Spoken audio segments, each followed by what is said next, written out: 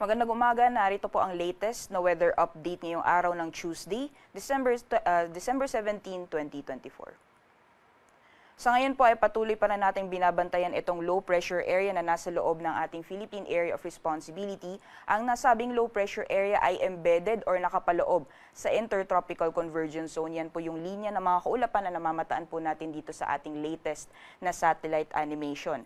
And as of 2 a.m. ay upgraded na po to high itong binabantayan na LPA. Ibig sabihin po sa susunod na 24 oras ay maaaring maging isang ganap na bagyo itong binabantayan po natin na low pressure area. So mag-antabay po tayo sa mga updates na ilalabas ng Pag-asa sa mga susunod na oras patungkol dito sa binabantayan na low pressure area. As of 3 a.m. ay huli itong namataan sa layong 155 kilometers east-southeast ng Tagum City, Davao del Norte, at nakikita po natin sa ating latest satellite animation yung mga kaulapan na dala po nitong binabantayan na low pressure area ay nakakaapekto na sa malaking bahagi or buong Visayas at Mindanao. Kaya asahan po natin ang maulan na panahon sa malaking bahagi po ng Kabisayan at Mindanao area ngayong araw.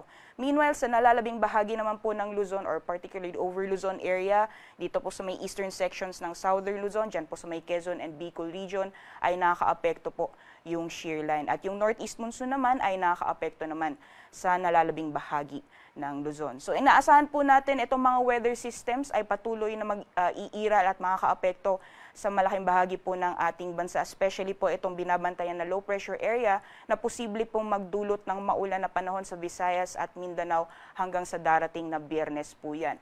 So doble ingat po sa ating mga kabayan dahil tuloy-tuloy po ng mga pagulan inaasahan natin, especially po sa mga low-lying or mga flood-prone areas, possible po yung mga pagbaha o pagguho ng lupa. So doble ingat po sa ating mga kababayan sa Visayas at Mindanao area. Alamin naman po natin ang magiging lagay ng panahon dito sa Luzon ngayong araw. Dulot po ng epekto ng northeast monsoon o hanging amihan, makakaranas po ng maulap na kalangitan na may kasamang light to moderate na mga pag-ulan ngayong araw dito sa Cagayan Valley, gayon din sa Cordillera Administrative Region at sa Aurora. At kanina po, gaya ng nabanggit natin, yung shear line po ay nakakaapekto sa may eastern sections ng Southern Luzon, dyan po sa may Quezon at Bicol region. Kaya magiging makulimlim din po yung panahon ngayong araw. Possible po yung mga moderate to heavy na mga pag-ulan. So ingat din po sa ating mga kabayan dyan sa Kabikulan, pati na rin sa ating mga kabayan sa Quezon Province. Maaaring makaranas din po ng mga pagbaha, pati na rin yung mga pagguho ng lupa, especially po sa mga low-lying or mga flood-prone areas. Sa nalalabing bahagi naman po ng Luzon, bahagyang maulap hanggang sa maulap po na kalangitan inaasahan natin ngayong araw. So may tsansa pa rin po ng mga biglaan o mga panandalian na buhos ng ulan. Usually mga light lamang or mga pag-ambon ang possible na maranasan ngayong araw. Sa nalalabing bahagi ng Luzon, diyan po sa may Ilocos Region, ilang bahagi ng Central Luzon, dito po sa Metro Manila, ilang bahagi po ng Mimaropa at Quezon Province, sa Calabarzon area. So magiging makulimlim lamang po yung panahon, especially sa may areas po ng Calabarzon and Mimaropa, dulot pa rin na epekto nitong northeast monsoon, pati na rin ng shear line.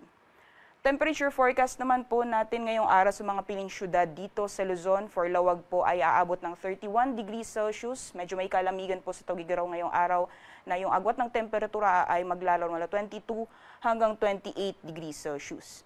Para naman po dito sa Baguio, yung agwat po ng temperatura ay maglalaro mula 15 hanggang 24 degrees Celsius. 31 degrees Celsius maximum temperatures naman ngayong araw dito sa Metro Manila. 30 degrees Celsius para sa Legazpi at sa Tagaytay naman ay maglalaro mula 23 hanggang 29 degrees Celsius.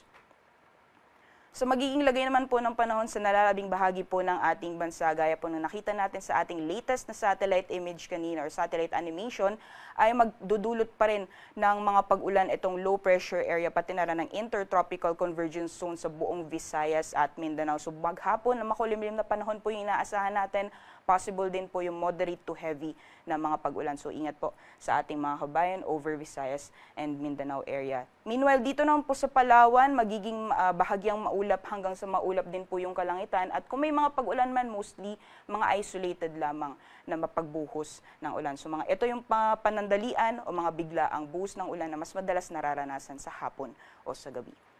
Temperature forecast naman po para sa mga piling syudad sa Palawan, Visayas, and Mindanao area. Dito po sa Kalayaan Islands, yung maximum temperatures po natin maaaring umabot ng 32 degrees Celsius.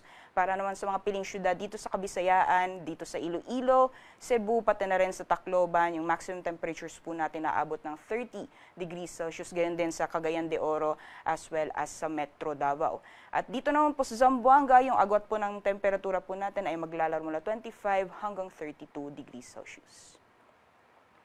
Para naman po sa kalagayan ng ating karagatan, wala po tayong gale warning na nakataas sa anumang baybayin ng ating bansa. Ngunit iba yung pag-iingat po sa mga plano pumalaot sa mga dagat baybayin ng Luzon at yung eastern seaboards po ng ating bansa. Inaasahan po natin yung mga katamtaman hanggang sa maalon na karagatan. So doble ingat po sa ating mga kababayan na mangingisda, pati na rin yung may mga maliit na sakyang pandagat.